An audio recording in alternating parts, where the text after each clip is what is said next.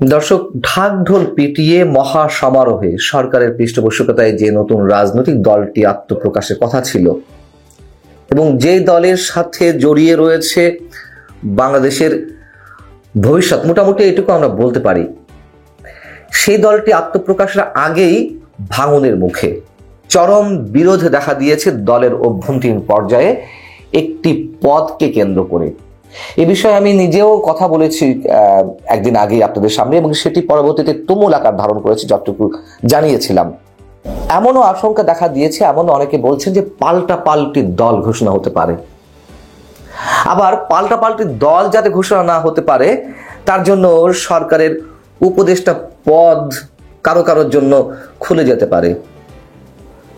আবার যাকে master mind হিসেবে উল্লেখ করেন আমাদের প্রধান উপদেষ্টা, সেই মাহফুজ আলমও এই দলকে কেন্দ্র করে রয়েছেন চ্যালেঞ্জের মুখে। বিষয়টি হচ্ছে যে 188 সদস্যের যে জাতীয় নাগরিক কমিটি,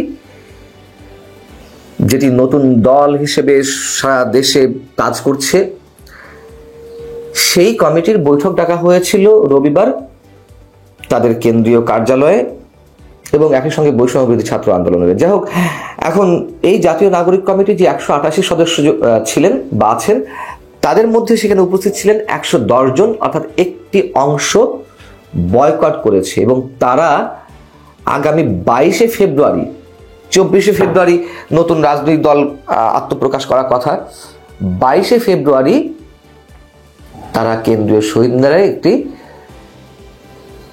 পাল্টা কর্মসূচি দিয়েছে এবং সেই কর্মসূচির সফল বা ব্যর্থতার উপর নির্ভর করছে যে নতুন কোনো বিকল্প রাজনৈতিক দল তারা ঘোষণা করবে কিনা। এখন বিষয় হচ্ছে যে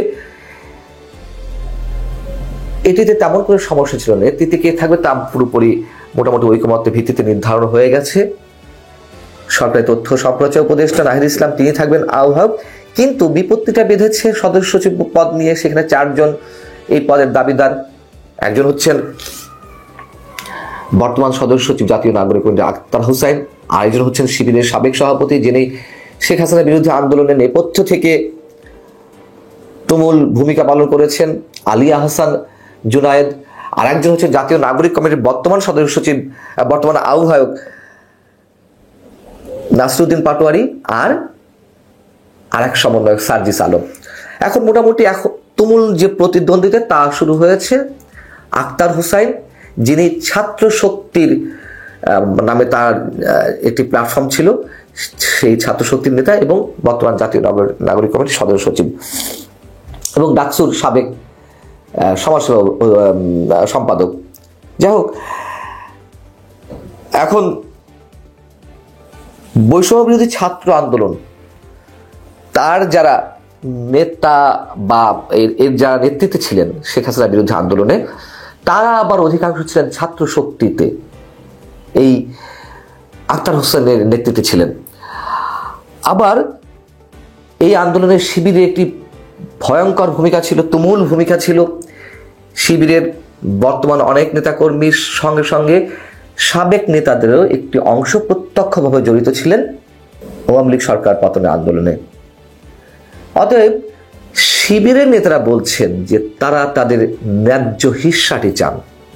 এখন ন্যায্য হিস্সাটি তাদেরকে পদ পদবিতে দিতে হবে, কিন্তু আক্তার হোসাইনের যারা অনুসারী তারা বলছেন যে না, এই মুহূর্তে এত বড় পদ শিবিরের রাজনীতি যারা করেছেন তাদেরকে দেয়া হলে কথা উঠবে, প্রশ্ন উঠবে, অতএব তাদেরকে দেয়া যাবে না। এই যখন অবস্থা, তখন আবার আমরা দেখতে পাচ্ছি যে জাতীয় নাগরিক কমিটি এবং বৈষম্য বিরোধী ছাত্র আন্দোলনের যে সারা দেশের বিভিন্ন পর্যায়ের শাখা কমিটিগুলো হচ্ছে, সেখানে আবার শিবিরের পর্যায়ের ভাগ রয়েছে, মানে হিস্সাটা তারা সব জায়গা থেকে বুঝে নিতে চাচ্ছে।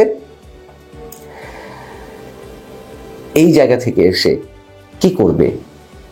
আবার আরেকটি অংশ রয়েছে যারা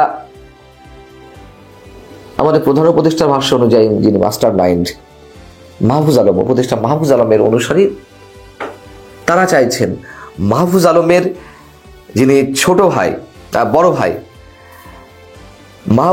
মাহবুব আলম মাহির, তিনি যেন এই 4 পদ অর্থাৎ আহ্বায়ক, সদস্য সচিব, মুখ্য সংগঠক, মুখপাত্র, এই চারটি যে কোনো একটি পদে আসে। কারণটি হচ্ছে তারা চাইছেন মাহফুজ আলমের খবরদারিটা যেন বজায় থাকে। মাহফুজ আলমও চাইছেন যে শুধু এই 4 পদের যে কোনো একটি নয়, হয়তো কেউ কেউ বলছে সদস্য সচিব পদেও তিনি যেভাবে হোক তার নিজের অনুসারীকে আনতে,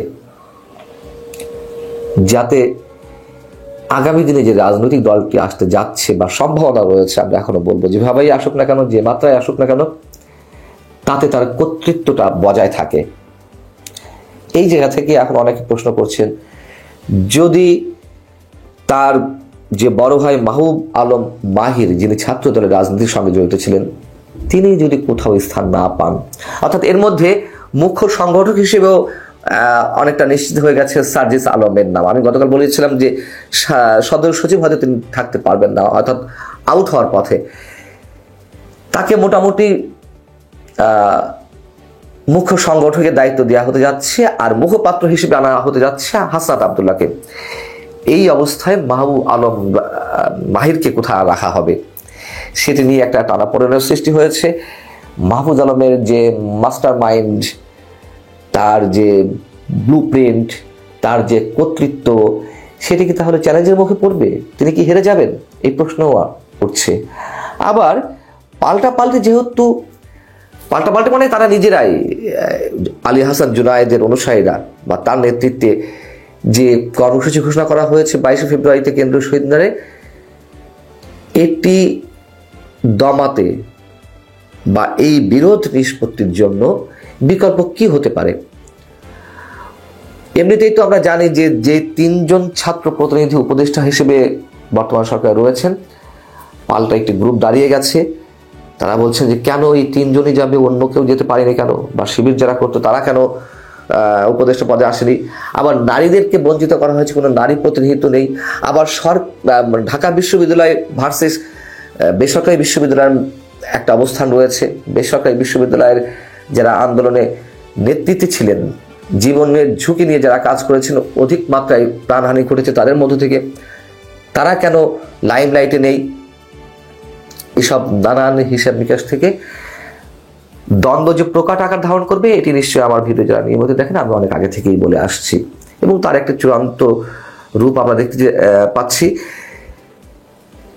বিরোধ নিষ্পত্তির জন্য হয়তো যারা বিরোধিতা করছেন বা যারা বিদ্রোহ ঘোষণা করছেন কিংবা হিংসা চাইছেন, তাই তাদের মধ্যে থেকে হয়তো উপদেষ্টা পরিষদে কাউকে নেওয়া হতে পারে, এটি অনেকে মনে করছেন।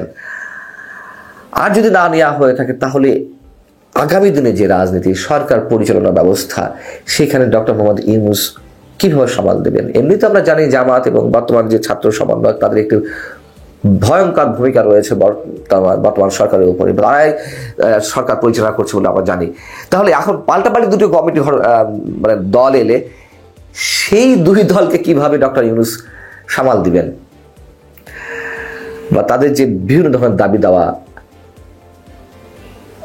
তাদের মধ্যে ঐক্যের ফাটল তো ধরে গেছেই, অর্থাৎ পরবর্তীতে একটি মুখোমুখি অবস্থান নেবে।